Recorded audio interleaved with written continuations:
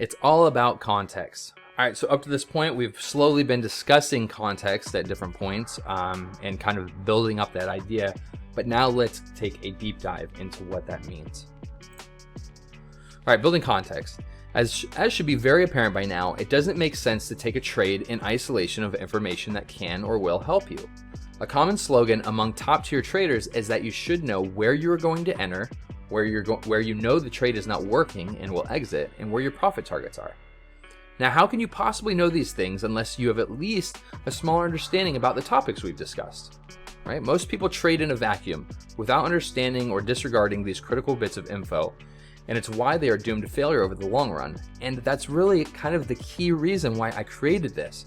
And my desire and my heart to help is because most of the time you just don't know what you don't know. And when you don't know what you don't know, it's so easy to be taken this way and that way with random things that you hear from somebody or somebody recommends, and unfortunately there's a lot of scammers in the market, and kind of the financial markets, and so they take advantage of the people that just don't know what to even begin looking for, and it's very easy to just take their word for it whenever they can make it put on the facade that they're already, successful or profitable or whatever. So, anyhow, let's recap.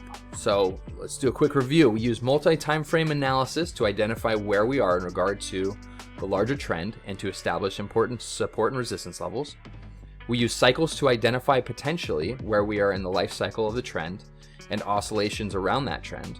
And we keep an eye out for patterns that give us a heads up on volatility, contraction, and expansion, right? We focus on market structure to observe how price action is developing and the health of the current trend. Continued. We identify support and resistance levels to anticipate where the market might go next and where it might put a temporary floor or ceiling in price.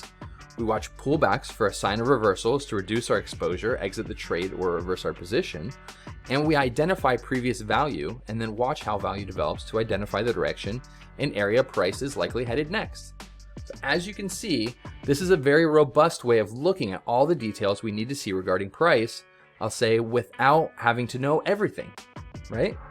We're just focusing on the key things.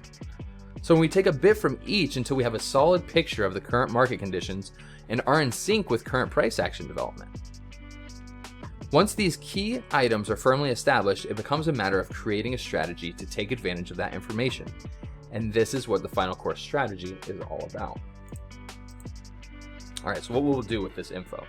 As you learn to generate a trading plan and thesis for each trade in the strategy course, we will layer on what we have learned in this course to make compelling trade ideas we can implement in real time and then learn to execute, right? From there, it's all about testing new ideas and finding the most compelling way to take advantage of what the market is offering. Then we test, trade, review, refine, and repeat. This is what separates the best from the rest.